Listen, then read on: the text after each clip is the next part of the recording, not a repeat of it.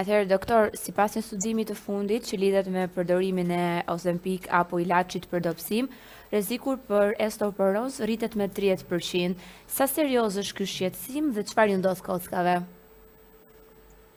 Tani, lidhur me studimin, nuk është që unë kam në informacion, sepse them drejtë studimet janë pa fund në mjekësi, dhe sidomos në raport me përdorimin e barnave, por një gjë është e sigurt që normalisht kur kemi folur që në fillim për përdorimin e këtyre barnave, e kemi paralajmëruar apo e kemi thënë në kohë që mbartë rreziqe jo të lehta përdorimit tyre në praktikën e përditshme për çmurët. Edhe këto rreziqe mund të rriten më shumë, sidomos në momentin kur këto barna përdoren pa recetën e mjekut, apo të pa, si të them, formuluara si terapi e mirëfillt nga mjekët përkatës për pacientët përkatës. Pse e them këtë gjë?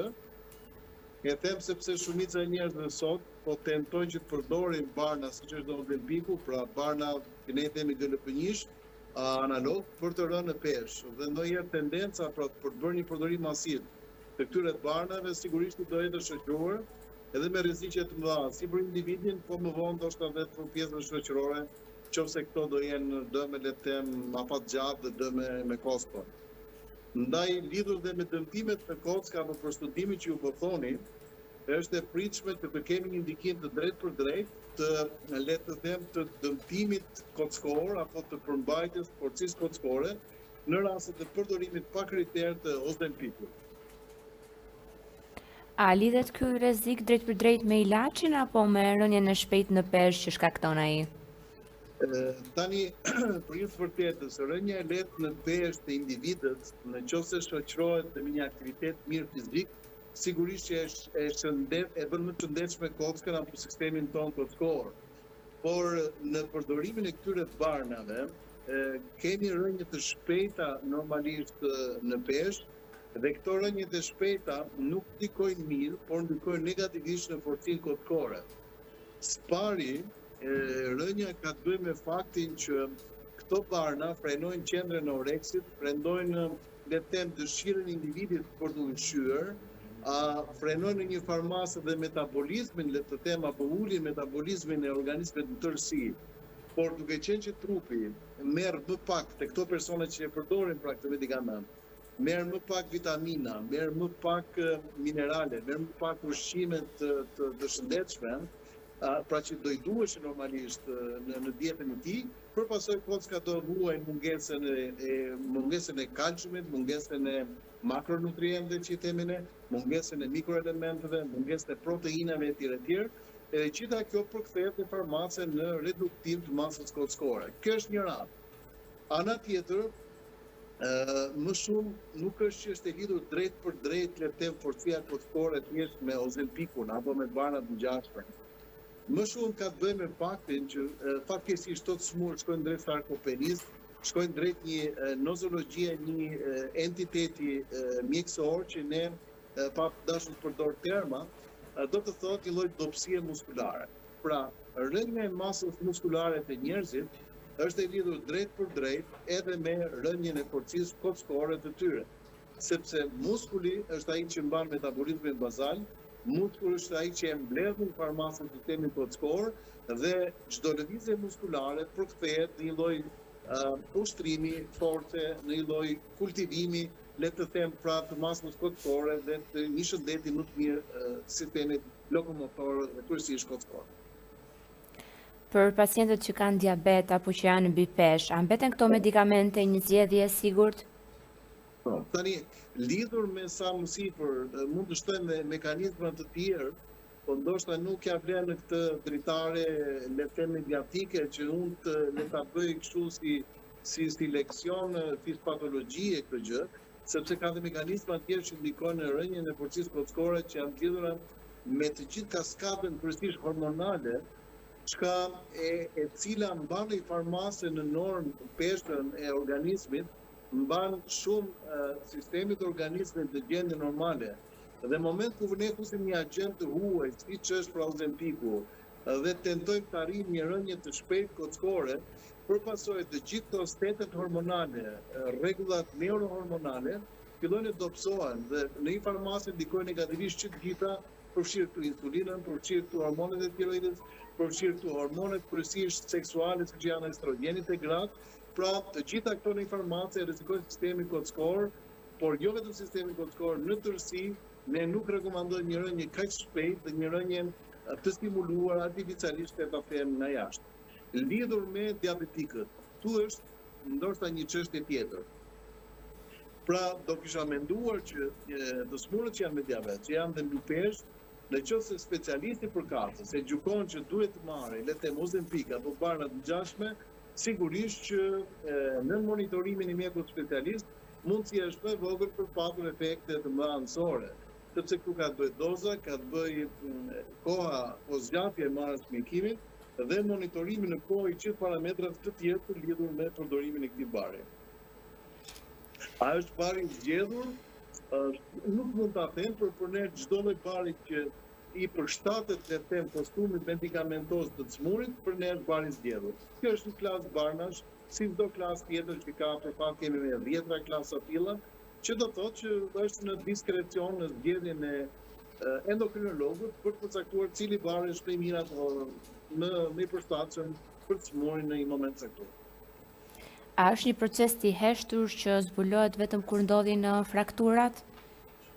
Jo, nuk e mendoj. Por pjesa e frakturave praktikisht ka të bëjë shumë me subjektin që e bën frakturën, që do të thotë ka të bëjë shumë mosha, sepse sa më shumë të moshohen njerëzit, më shumë shtohet risku për frakturë. Pra ka të bëjë nëse vuan osteoporozën ky rast apo jo, dhe në të tilla e parë në këtë kontekst. Gjinia, le të them që preket më shumë janë femrat, sepse femrat duke pas ndryshime të mëdha hormonale, sigurisht që janë më të predispozuara, sidomos menopauzë, për të patur osteoporozë. Dhe në qoftë se një subjekt është me osteoporozë apo me probleme moshore për atë rënjës densitetit kockor, shton nga ana tjetër dhe këto përdorimin e këtyre barnave, atëherë sigurisht këtu potencohet më shumë mundësia për të patur fraktura apo për të patur rrezikë më të mëdha, le të them, të sistemit kockor. Shpresoj që jam i qartë, më keni kuptuar. Po. Çfarë roli luan aktiviteti fizik në mbrojtjen e kockave gjatë përdorimit të këtyre ilaçeve? Aktiviteti fizik luan një rol shumë të rëndësishëm, jo vetëm gjatë përdorimit të ilaçeve, por gjatë gjithë kohës njeriu, pra që fëmijë i vogël që njeriu fillon të mbart, pra ecën vetë dhe kryen aktivitet fizik, e derisa shkon në botën tjetër, aktiviteti fizik është një nga terapitë bazë për çdo individ. Pra sa më shumë të lëvizim ne, aq më shumë sinjale të shëndetshme merr zemra jon, aq më shumë sinjale të shëndetshme marrin kockat, merr çdo qelizë e organizmit. Ndaj ne rekomandojmë minimalisht 1 orë në ditë ecje për çdo subjekt që praktikisht edhe nëse nuk është i smur. Por në të rastet që janë që kanë këto probleme, pra ku përdoren dhe këto barna, duke pas parasysh dhe këtë këndvështrim për që ne po e diskutojmë sot, atëherë sigurisht që një farmase këto persona instruktohen, këshillohen që të shtojnë pak aktiviteti fizik në mënyrë që le të ta kompensojmë sado pak dhe këtë risk që ka mbi kocka përdorimi i këtij bari.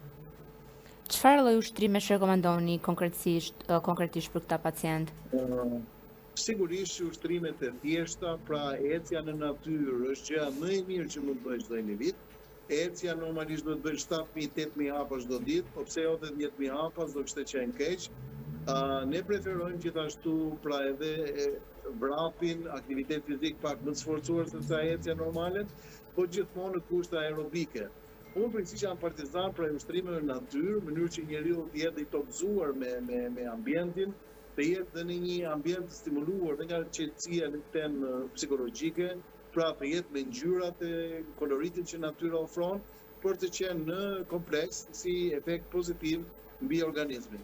Ushtrime më të forta pastaj, siç mund të jenë për ushtrime anaerobike, ushtrime në kushtet e palestrës, pra ushtrimet e forcës si një ndryshe, kardio etj. Sigurisht janë më pak të rekomanduara tek këto subjekte që përgjithsisht janë mosha e tretë, apo persona që kanë punësuri të tjera si diabetin etj.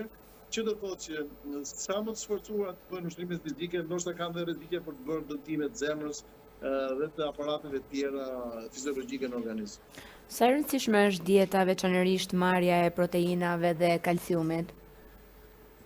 Sigurisht që pra dieta është pjesë, le të them, përbërëse e tablos që ne sapo folëm, pra në qoftë se ne do kemi humbje të masës muskulare nga këto produkte, do kemi mosmarrje të mirë për ato ushqimeve që thamë për shkak të frenimit që këto smur kanë, të oreksit, qendrës oreksit e të tjera, atëherë detyrimisht një gjë që ngel mangut në organizëm duhet kompensuar me dojmos, sepse mos kompensimi i saj, pra sidomos proteinave, mund të sjellë dhe kalciumit pa diskutim, mund të sjellë progresim të këtij fenomeni negativ që ne po flasim, por mund të sjellë dhe problematika të tjera jashtë strukturave kocëkore, të cilat janë të lidhura jo vetëm me proteinën si koncept, le të them fizik ushqimor, por me proteinën edhe si koncept i ndikimit në shumë procese, miliona procese gjenetike, fiziologjike e tjera në organizmin e njeriu.